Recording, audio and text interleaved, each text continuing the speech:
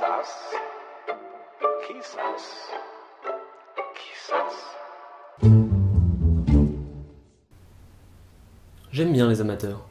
Une des nombreuses choses que je n'ai jamais trop compris dans le monde qui nous entoure, et dans les retours médiatiques, culturels qui nous en reviennent, c'est cette espèce de mépris, de dédain envers tout ce qui relève du domaine de l'amateurisme. C'est du travail d'amateur. Putain d'amateur.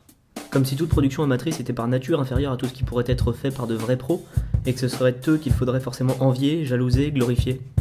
Alors aujourd'hui on va discuter un peu de tout ça. D'autant que ça va être un petit peu l'occasion pour moi de laisser de côté le versant négatif de la critique afin de m'intéresser à quelque chose que j'aime bien. Et de se demander pourquoi. Et ça se fête avec de la musique des années 80.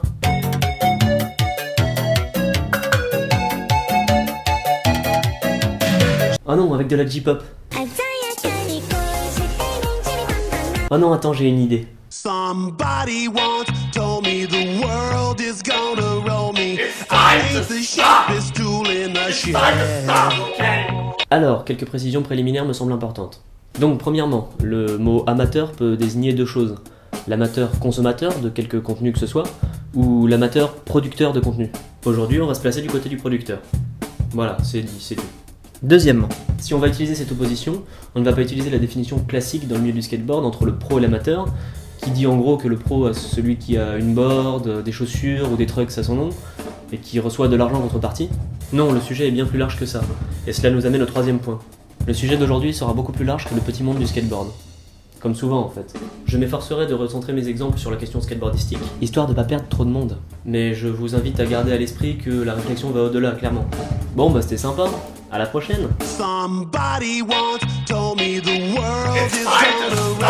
Donc, quelle est la distinction entre l'amateur et le professionnel? Déjà, regardons ce qui les rapproche. Tous deux sont producteurs, créateurs de contenu, qui peuvent être très variés. Cela peut être du contenu photo, vidéo, discursif, journalistique, physique, matériel parfois, événementiel, spectaculaire, etc. Ce qui va différencier l'amateur du professionnel, ce n'est donc pas tant ce qu'il fait, mais plutôt comment et pourquoi il le fait. Et là, le professionnel se distingue de l'amateur, puisque lui vit de son activité, contrairement à l'amateur. Alors, en réalité, on va toujours flirter avec ce qu'il faudrait en toute régularité appeler les indépendants, c'est-à-dire des professionnels mais affiliés à aucun groupe, qui vivent de ce qu'ils font mais ne sont soumis qu'à eux-mêmes. Mais on va rester sur la version amateur, puisque plus que sa capacité de survie grâce à sa production, ce qui m'intéresse ici, c'est l'éthique amateur, faute de mots plus appropriés. La façon dont l'amateur, ou l'indépendant du coup, va appréhender son activité et ses créations en contraste avec les professionnels. Tout en gardant à l'esprit que les frontières sont floues entre ces différentes catégories. J'aime bien cet effet, ne te moque pas Pierre. Ne serait-ce que parce que ça existe, des amateurs singeant la façon de faire des pros, et des pros gardant des restes de leurs anciennes manières de voir le monde. Bref, rentrons dans le vif du sujet. Si le problème est lié avec le professionnalisme, il n'est pas au niveau des individus. Autrement dit, tous les gens qui arrivent à vivre de leur passion, c'est très bien. Et je suis sincèrement content pour eux. Et c'est pas de la langue de bois. Mais, car oui, il y a un mais. Évidemment, il y a toujours un mais. Le fait de vivre dans le système dans lequel on vit implique des contraintes. Bon, comme partout tu me diras. Mais elles valent la peine d'être questionnées et discutées dans ces domaines si particuliers des productions culturelles. D'autant que justement, pour les concernés, il s'agit de leur passion à la base. Alors bienvenue dans ce top 10 sur les plus grosses contraintes qui pèsent sur la sphère professionnelle. Déjà, il y a toutes les contraintes liées au sponsoring, dont on a déjà eu l'occasion de parler ici d'ailleurs. Est-ce si enviable que ça de se voir obligé de skater dans tous les contests? Faut voir à quelle cadence ils sont soumis certains. Et vous croyez que c'était une blague, les impératifs de performance sur Instagram et toutes ces conneries? Ensuite, quand tu es professionnel, tu as des délais à tenir. Et ceux que tu aies une grosse structure qui les impose formellement ou non d'ailleurs. Si tu vis de ton activité, il faut bien bouffer. Faut que ton revenu y tombe au bout d'un moment. Si possible régulièrement et de façon pas trop espacée.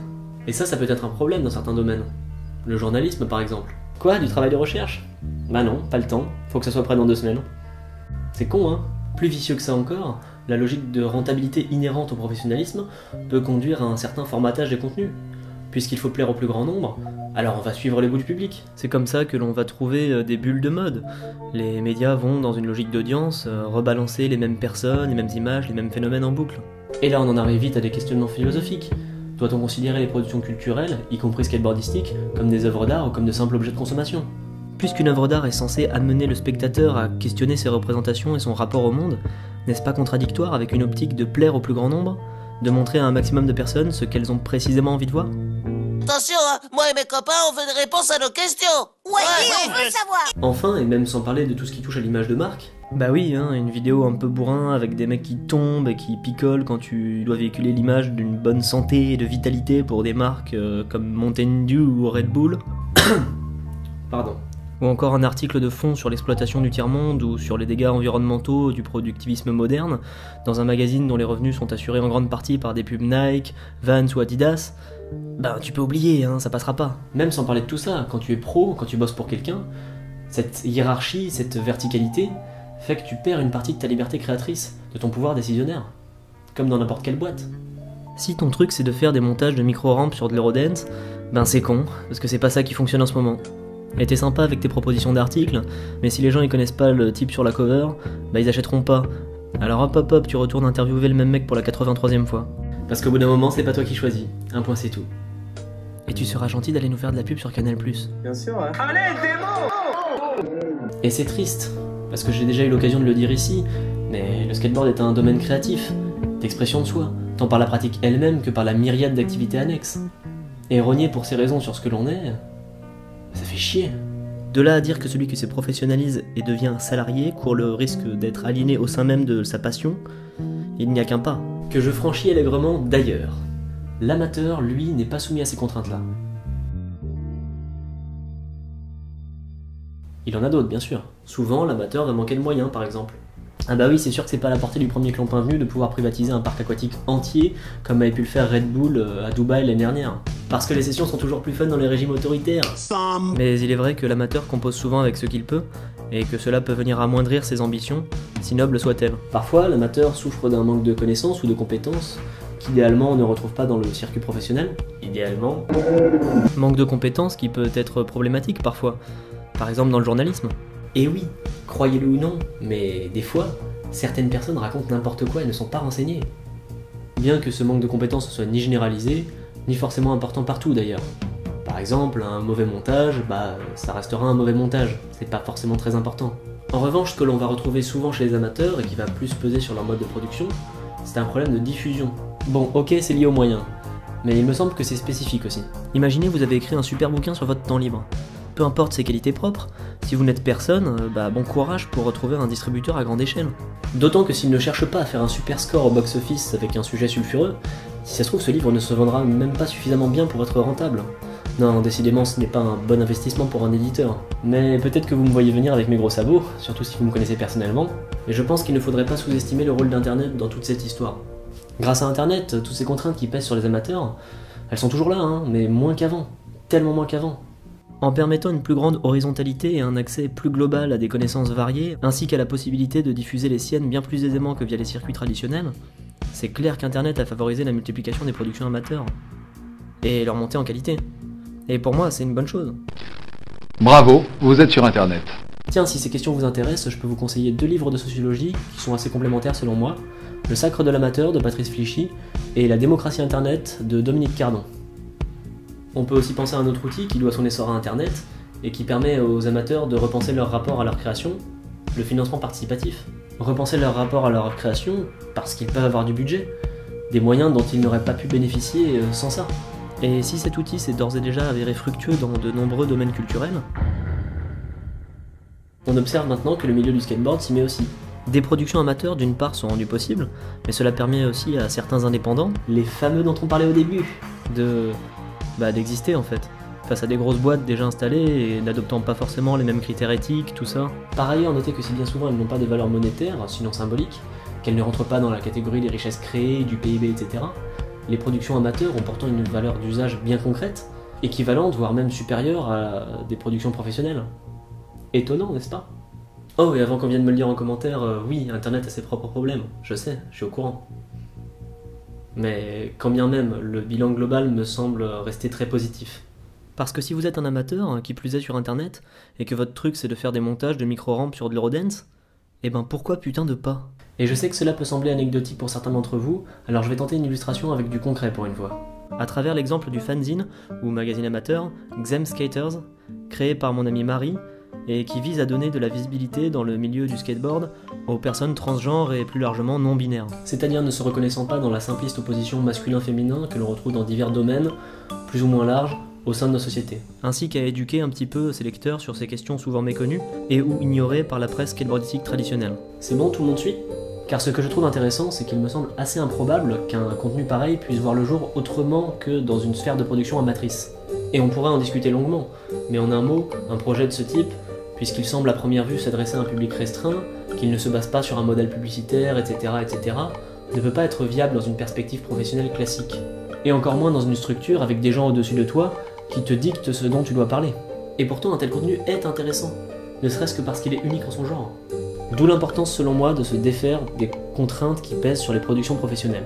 Et je referme cette illustration en vous conseillant vivement d'aller jeter un œil à ce petit magazine, parce que c'est cool. Voilà. Wow. Marie. Great moves. Keep it up. Proud of you. Et d'ailleurs, ça me fait penser que sur internet, eh bah oui, vous croyez que c'est vendeur de critiquer ouvertement le sponsoring dans une émission entrecoupée d'images de Sarkozy à la plage ? Que ça passerait dans une émission du style Riding Zone, formatée pour plaire au plus grand nombre sur ce segment du marché, le tout entre deux coupures pub ? Attends, tu veux dire que c'est parce qu'on est amateur qu'on fait ce qu'on veut ? Ouais, je crois. Are you crazy? Mais vous savez, je ne crois pas qu'il y ait de bonnes ou de mauvaises situations. Moi je dirais que... Non, je crois que j'ai déjà fait la blague quelque part, je vais reformuler. Je ne suis pas pour une opposition frontale entre amateurisme et professionnalisme, comme si les deux modes de production ne pouvaient pas coexister. À vrai dire, je serais plutôt au jour d'aujourd'hui le partisan de solutions globales qui permettraient la généralisation de productions culturelles amatrices, ce qui rendrait caduque la distinction amateur-professionnel en vrai.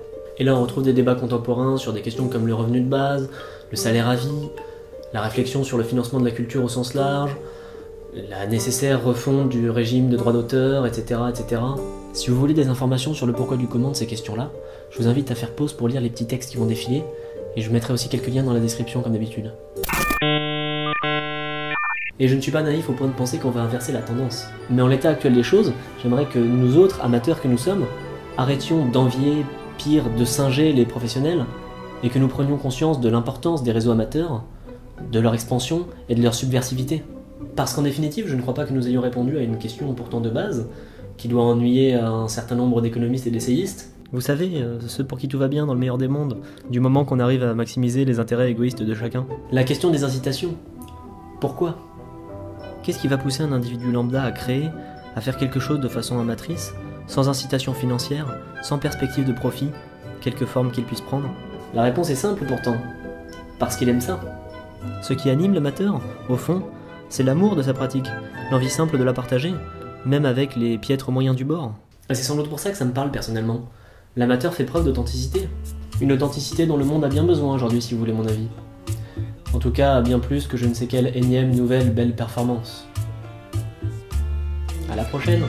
Quizás, quizás, quizás. J'espère que c'était convaincant. Un coup de rouge. Un petit coup de rouge.